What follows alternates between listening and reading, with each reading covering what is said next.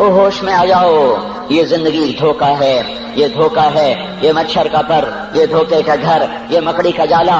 चढ़ता सूरज मत देखो, डूबते सूरज को देखो। देखते नहीं और सुबह की रानाइयां, वो अभी अपना नशा उतार नहीं पाती कि एकदम मगरिब का उफक उनको दबोच कर सारी रौनक को छीन लेता है और उसकी रौनक को अंधेरों में बदल देता है, दिन की चमक दमक को स्याहियों में बदल कर रात आने वाली, शाम आने वाली, डूबने वाला सूरज वो पुकार पुकार के कहता है ये धोखे का घर है, इसके चक्कर में ना पड़ना।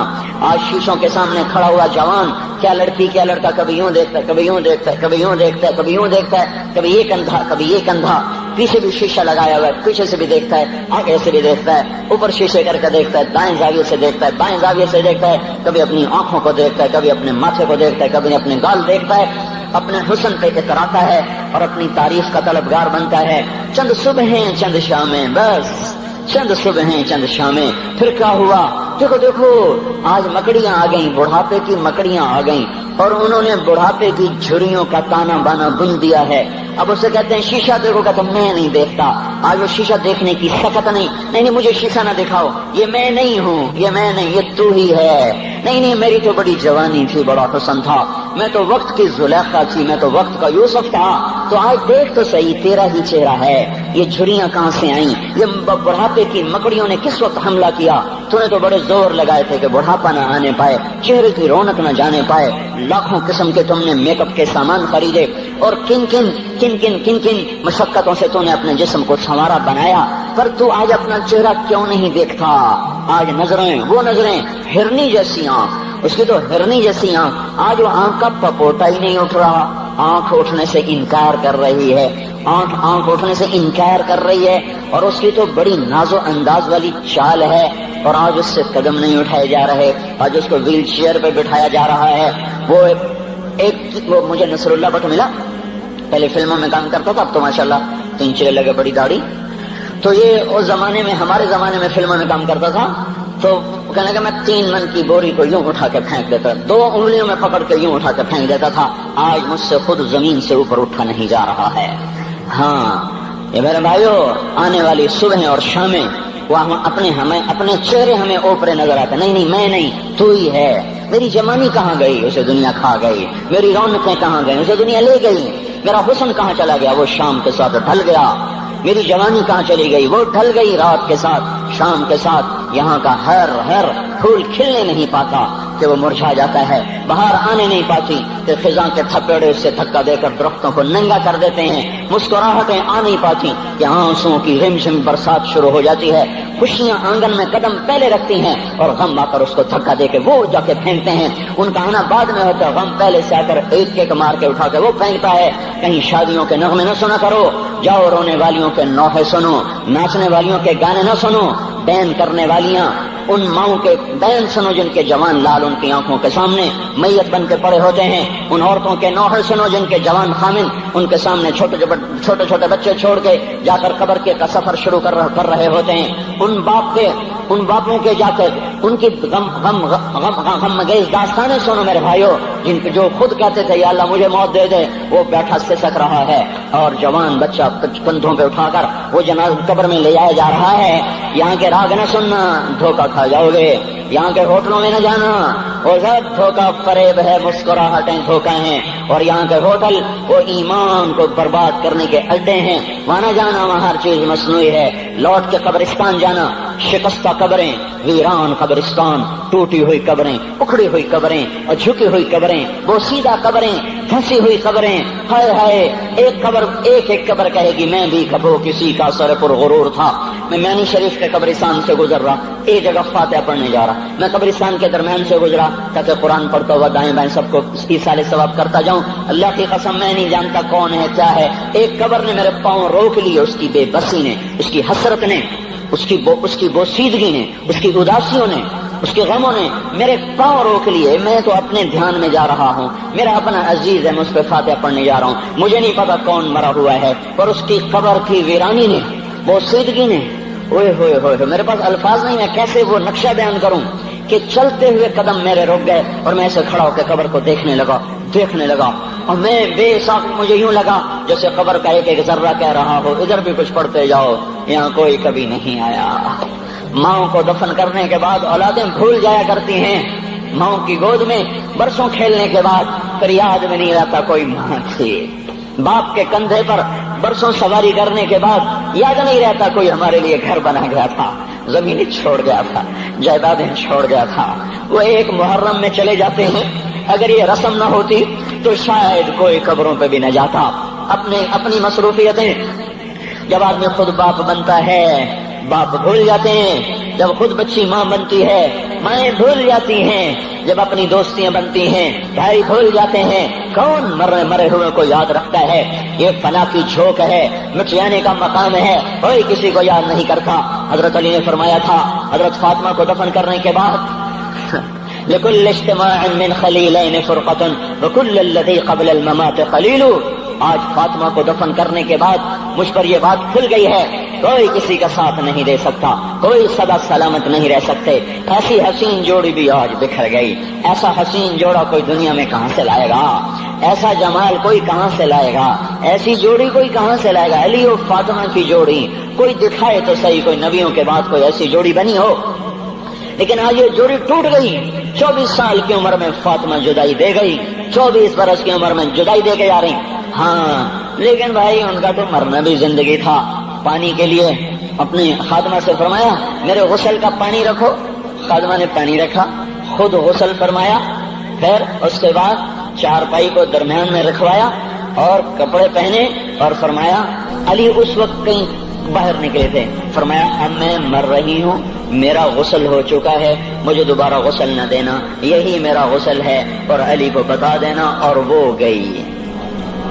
ہاں آپ نے کہا تھا حضرت فاطمہ سے میں جا رہا ہوں، وہ رونے لگی، پھر آپ نے پھر کان میں کہا نہیں تو غم نہ کر، سب سے پہلے تو ہی مجھ سے آ کے ملے گی۔ پھر وہ ہنسنے لگی، حضرت عائشہ رضی اللہ عنہا دیکھ رہی تھی، پہلے روئی پھر ہنسی، تو کہا یہ کیا بات ہوئی؟ کہا مجھے میرے باپ نے کہا میں جا رہا ہوں تو مجھے رونا آیا، تو پھر انہوں نے فرمایا تو غم نہ کر، سب سے پہلے تو ہی مجھ سے آ کے ملے گی۔ تو پھر میں خوش ہو گئی۔ باپ کے جانے کے صرف 6 مہینے کے بعد ابا سے ملاقات ہو گئی۔ تو حضرت علی فرما رہے ہیں آج دیکھو دیکھو ان افتقادی فاطمہ بعد احمد دلیل علی اللہ یدوم خلیل۔ آؤ آؤ دیکھو دیکھو، میں نے انہی ہاتھوں سے محمد مصطفیٰ کو قبر میں اتارا تھا، آج انہی ہاتھوں سے میں نے فاطمہ کو اتار دیا۔ آج مجھ سے کہ دنیا کا دھوکہ کھل گیا ہے، مجھے پتہ چل گیا ہے کہ یہاں کوئی دوستی سلامت نہیں رہ سکتی، کوئی گھر آباد نہیں رہ سکتا۔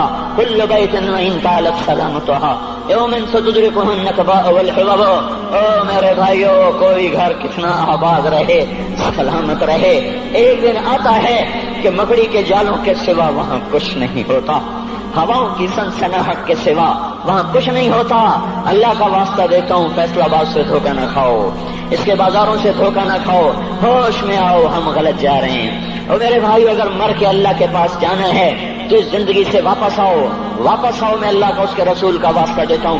اگر مر کے کہیں اور چلے جانا ہے، اگر مر کے اللہ کے پاس نہیں جانا یا اللہ کے رسول کا سامنا نہیں ہے، جو مرضی کرو، پھر ہم بھی چھوڑیں، اب ہمیں بھی کچھ سمجھاؤ، ہم کیوں بول بول کے گلے کی ایک ایک رگ میں درد اتار بیٹھے؟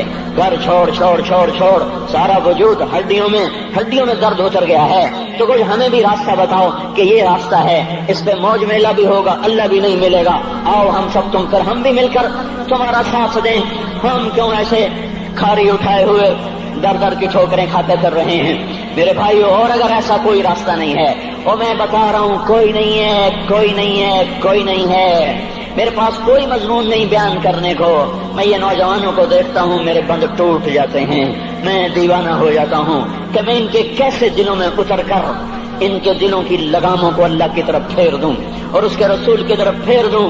یہ جب گانے بجانے میں ڈوبتے ہیں، جب یہ رقص گاہوں کو چلتے ہیں، جب یہ تاجر غلط تولتے ہیں، اور جب یہ بینک سے قرضے لے کر لمبے لمبے نظام بناتے ہیں، پرائز بانڈ خرید کر دعائیں مانگتے ہیں اللہ میرا بانڈ نکل آئے، او میرا بھائی تجھے کیا ہو گیا؟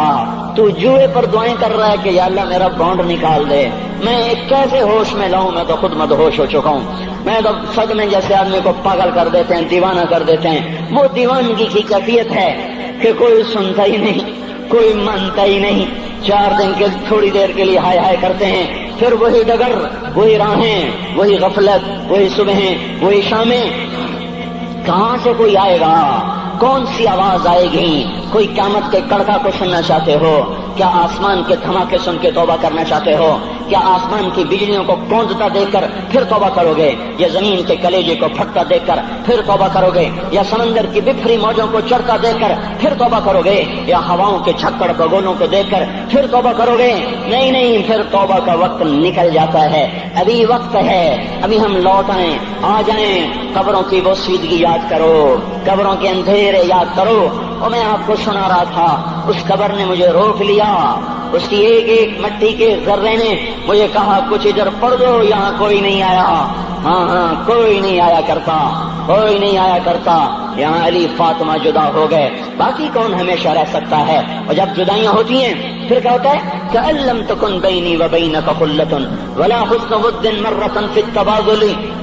پھر ایسا ہوتا ہے جب جدائیاں ہو جاتی ہیں پھر یوں ہوتا ہے کہ جیسے کبھی کوئی آیا ہی نہ تھا، کوئی مل بیٹھا ہی نہ تھا، کوئی ماں نہ تھی، کوئی باپ نہ تھا، کوئی بھائی نہ تھا، کوئی سنگی نہ تھا، کوئی ساتھی نہ تھا۔ اس طرح انسان بھلا دیتا ہے اپنے جھمیلوں میں گم ہو کر، ہنسی مذاق میں گم ہو کر۔ میں اس قبر میں کھڑا پڑھتا جا رہا ہوں، پڑھتا جا رہا ہوں، پڑھتا جا رہا ہوں، اس کا کتبہ ٹیڑھا ہو چکا ہے زمانے کی گردش نے اور ماضی کے بے رحم گردش نے اس کے سارے کتبے کو کالا کر دیا تھا۔ مجھے تجسس ہوا، میں دیکھوں یہ ہے کون جس کی خبر نے مجھ جیسے اجنبی کو رونے پہ مجبور کر دیا اور مجھے کھڑا کر دیا۔ میں قریب ہوا، میں نے جھاڑا تو پر لکھا ہوا تھا اللہ اکبر، رستم ہند امام بخش۔